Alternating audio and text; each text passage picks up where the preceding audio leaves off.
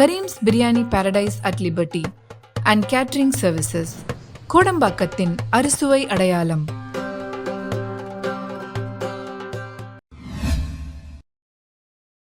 வணக்கம். கடந்த 80 மணி நேரத்தில் 3 இடங்களில் டெரர் அட்டாக் நடந்திருக்கிறது. இந்தியாவில் நடந்திருக்கிறது, ஜம்மு அண்ட் காஷ்மீரில் நடந்திருக்கிறது. இதை பற்றி எத்தனை பேருக்கு தெரியும்? எத்தனை ஊடகங்கள் இதை பற்றி பேசி வருகிறார்கள்? இந்த நாட்டு பிரதமர் வாயிலிருந்து இதை பற்றி ஒரு வார்த்தையாவது வந்ததா? எதற்காக இந்த நாட்டு பக்தர்கள் இதை பற்றி பேச மறுத்து வருகிறார்கள்? இந்த நாட்டில் ஒரு மிக அழகான பகுதியாக இருக்கக்கூடிய ஜம்மு அண்ட் காஷ்மீரிலிருந்து வெளிவரக்கூடிய இந்த செய்தியை நீங்கள் எத்தனை இடங்களில் கேட்டீர்கள் என்று நீங்கள் பார்க்க வேண்டும். ஆனால் அதற்கு முன்பு எக்ஸ் பக்கத்தில் இருக்கக்கூடிய நரேந்திர மோடி அவர்களுடைய இந்த ட்விட்டர் பக்கத்தை நான் உங்களுக்கு எடுத்து காட்டுகிறேன். அவருடைய பேஜை நீங்கள் கவனமாக பாருங்கள். இந்த விஷயத்தை பற்றி அவர் எங்கே எழுதினார் என்று. இந்த வீடியோவை நீங்கள் பார்க்கும்போது chief minister of Arunachal Pradesh அவருக்கு பாராட்டுக்களை கொடுக்கிறார்.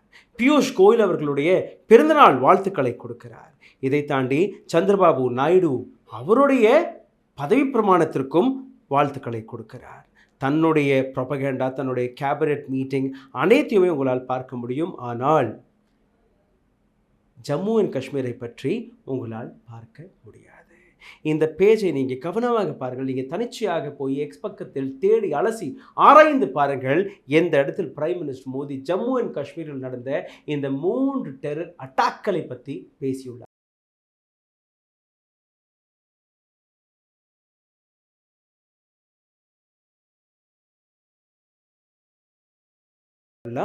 அங்கேயும் நீங்கள் இதை போய் பார்க்கலாம். நரேந்திர மோடி அவர்கள் 3 மணி நேரத்திற்கு முன்பு மோகன் எமோ திஷா என்று, அதாவது ஒடிசாவுடைய சீஃப் மினிஸ்டர், புதிய சீஃப் மினிஸ்டருடைய பதவி பிரமாணத்திற்கான வாழ்த்துக்களை தெரிவிக்கிறார். தன்னுடைய கேபினெட் மீட்டிங்கில் என்னெல்லாம் பேசியிருக்கிறார் அதை பற்றி போட்டிருக்கிறார். சந்திரபாபு நாயுடு அவருக்கும் வாழ்த்துக்களை தெரிவித்திருக்கிறார். இதை தாண்டி நீங்கள் எதையுமே பார்க்க முடியாது. என்னுடைய முதல் கேள்வி, why Mr. Prime Minister is silent? எதற்காக இந்த நாட்டு மகான் மகாராஜா பிரதமர் மோடி அவர்கள் அமைதியாக இருக்கிறார்? என்னெல்லாம் நடந்தது என்று நீங்கள் பாருங்கள். 9ஆம் தேதி ஒரு பக்கம் பிரைம் மினிஸ்டர் மோடி தன்னுடைய ராஜாபிஷேகம், பட்டாபிஷேகத்தை நடத்தி வந்தார். ஒட்டுமொத்த இந்திய மக்கள் அதை பார்த்து வந்தார்கள். 71 கேபினெட் மினிஸ்டர்களும் பதவியேற்ற அதே தருணத்தில் ஜம்மு அண்ட் காஷ்மீரில் கோவிலுக்கு சென்று திரும்பி வரக்கூடிய அந்த இடத்தில் தீவிரவாதிகள் துப்பாக்கி சூட்டால் 9 நபர்களை கொன்றுவிட்டார்கள். அதில் ஒரு சிறிய குழந்தை உட்பட 1 மணி நேரத்திற்கு மேற்பட்ட துப்பாக்கி சூடு அங்கே நடந்தது. இதை பற்றி பேசினார்களா? இதை பற்றி கவலை தெரிவித்தாரா பிரைம் மினிஸ்டர் மோடி? கிடையாது. ஆனால் பிஜேபி ஐடி விங் எந்த அளவில் இதை ஹிந்து முஸ்லிம் என்கிற அந்த கலவரத்தை வைத்து பிரித்து பார்த்ததோ அதையும் நீங்கள் பார்க்க வேண்டும். அதாவது இறந்தவர்கள் இந்துக்கள், கொன்றவன் இஸ்லாமியர். இந்த இடத்தில் எந்த தருணத்தில் இந்தியராக சிந்திக்க வேண்டுமோ, ஒரு இந்தியராக நாம் அனைவருமே குரல் கொடுக்க வேண்டுமோ, அந்த இடத்தில் பக்தர்கள் ஹிந்து முஸ்லிம் என்கிற இந்த பொலிட்டிக்கல் ஆங்கிளை திணிக்க பார்த்தார்கள். இதே இடத்தில் கட்வாக்கு அருகே இருக்கக்கூடிய ஒரு கிராமத்திலும் ஒரு டெரர் அட்டாக் நடக்கிறது. சிஆர்பிஎஃப்பை சார்ந்த ஒரு இராணுவ வீரர் உயிரிழக்கிறார். டோடா டிஸ்ட்ரிக்டில் இன்னொரு டெரர் அட்டாக் நடக்குது. 6 செக்யூரிட்டி பர்சனல்ஸ் உயிரிழக்கிறார்கள், ஒரு சிவிலியன் உயிர் இழக்கிறார். இந்த 3 டெரர் அட்டாக்கிலுமே கிட்டத்தட்ட 50க்கும் மேற்பட்ட நபர்கள் உயிரிழந்திருக்கிறார்கள். ஆனால் பிரைம் மினிஸ்டர் மோடி அமைதியாக இருக்கிறார். My question repeats, why Prime Minister Modi is silent? இந்த இடத்தில் இந்த கேள்விகள் மட்டுமல்ல, மிஸ்டர் பிரைம் மினிஸ்டருக்கு நாங்கள் எடுத்து வைத்த ஒரு சில கேள்விகள். Is that true? Pir Panjal range and Rajouri and Punch hotbed of cross-border terrorism. Pir Panjal ரேஞ்சிலிருந்து தொடங்கி, ரஜோரியிலிருந்து தொடங்கி புஞ்ச் வரை அந்த ஒட்டுமொத்த பெல்ட்டை நீங்கள் பார்த்தீர்கள்னா ஒரு ஹாட் பெட்டாக மாறிவிட்டது. கிராஸ் பார்டர் டெரரிசத்திற்காக பாகிஸ்தானிலிருந்து இந்தியாவிற்குள் புகழக்கூடிய ஒரு மிகப்பெரிய ஹாட் பெட்டாக மாறிவிட்டது. இது இந்த நாட்டு அரசாங்கத்துக்கு தெரியவில்லையா? இந்த நாட்டு பிரைம் மினிஸ்டருக்கு, ஹோம் மினிஸ்டருக்கு, டிஃபென்ஸ் மினிஸ்டருக்கு தெரியவில்லையா என்கிற என்னுடைய முதல் கேள்வி. எப்படி பிரைம் மினிஸ்டர் மோடி பதில் கொடுத்தாரோ, சைனாவிலிருந்து யாருமே எல்லைக்குள் வரவில்லை என்பதை அதே போன்றுதான் எதுவும் இருக்கிறது. அடுத்த கேள்வி, is that not true Mr. Prime Minister, that 19 previous major terrorist attack on security installations? உண்மை கிடையாத பிரைம் மினிஸ்டர் மோடி? 19க்கு மேற்பட்ட ஒரு மிகப்பெரிய டெரர் அட்டாக் இதே பகுதியில் நடந்திருக்கிறது. அதுவும் செக்யூரிட்டி இன்ஸ்டலேஷன், செக்யூரிட்டி ஒரு இடத்துல இருந்து இன்னொரு இடம் மாறும்போது. புல்வாமாவில் எப்படி சத்யபால் மலிக் அந்த குற்றச்சாட்டு எடுத்து வைத்தாரோ, அதாவது இந்த நாட்டு இராணுவ வீரர்களை எங்களால் காப்பாற்றியிருக்க முடியும், அப்படி பிரைம் மினிஸ்டர் மோடியோ அல்ல அரசாங்கமோ எங்களுடைய கேள்விகளை கேட்டிருந்தால், எங்களுடைய கோரிக்கை எடுத்து வைத்திருந்தால், அவர்களுக்கு அந்த ஹெலிகாப்டர் மட்டும் கிடைத்திருந்தால் இது போன்று நாங்கள் ரோட்டிலிருந்து அவர்களை கொண்டு வந்திருக்க மாட்டோம், இந்த உயிர்களும் பிரிந்திருக்காது. ஆனால் அதே விஷயத்தை வைத்து இவர்கள் ஓட்டை சேகரிக்கக்கூடிய வேலையை பார்த்தார்கள். Is that not true mister prime minister Modi? My third question arises now. Enrage the national capital of Jammu and Kashmir.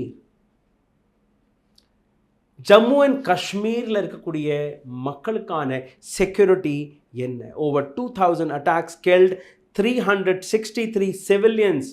2000க்கும் மேற்பட்ட அட்டாக்ஸ் நடந்திருக்கிறது கடந்த 10 ஆண்டுகளில்.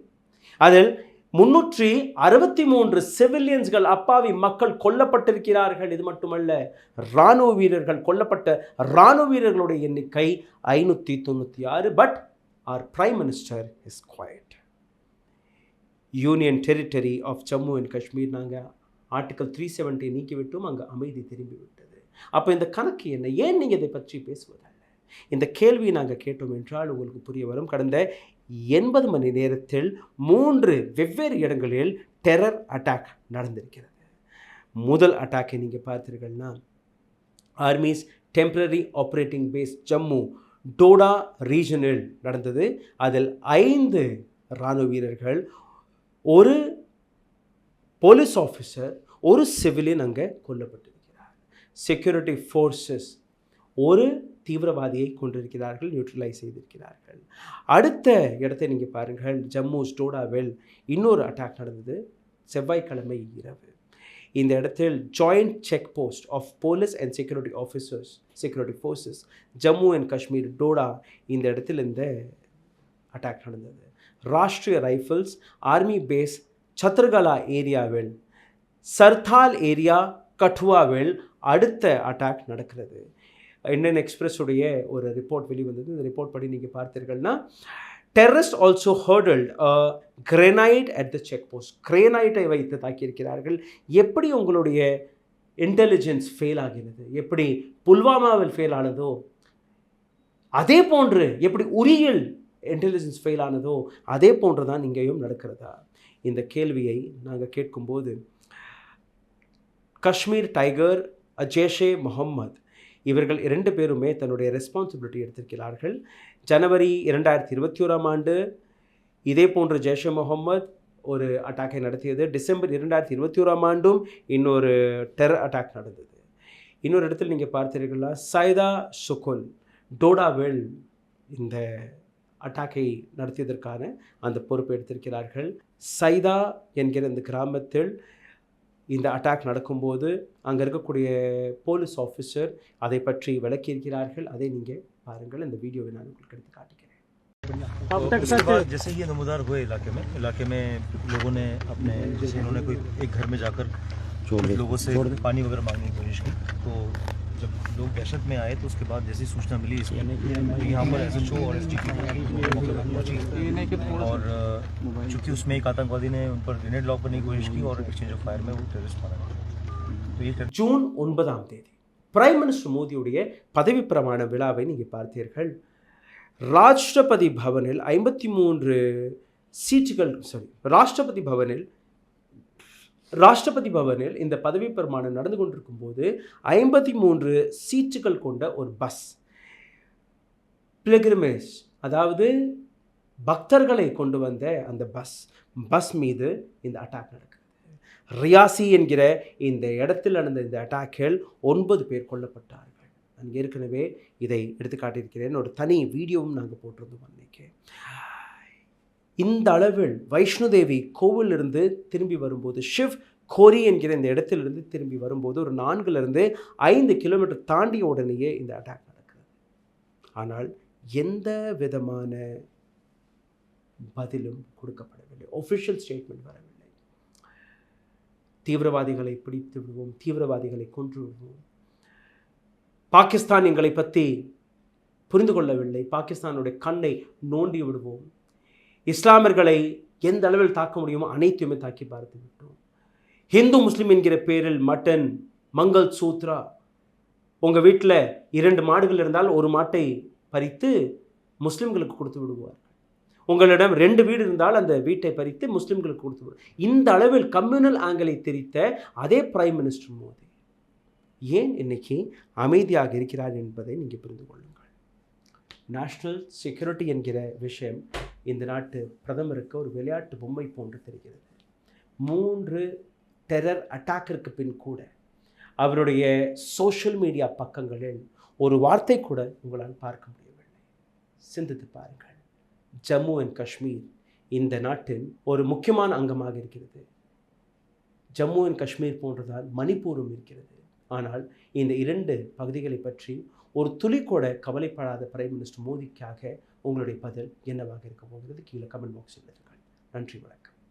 ஊடகம் கார்ப்பரேட் அரசியல்வாதிகளின் கைப்பாவையாக அடிமைகளாக இருந்தது போதும், இனி சாட்டை எடுத்து சுழற்றும் நேரம் வந்துவிட்டது. ஊடகம் பொதுமக்களாகிய உங்களுக்காக, உங்களாலேயே இயக்கப்பட வேண்டும். ஊடக சுதந்திரத்திற்காக உங்களின் பங்களிப்பை இன்றே அளித்திடுங்கள்.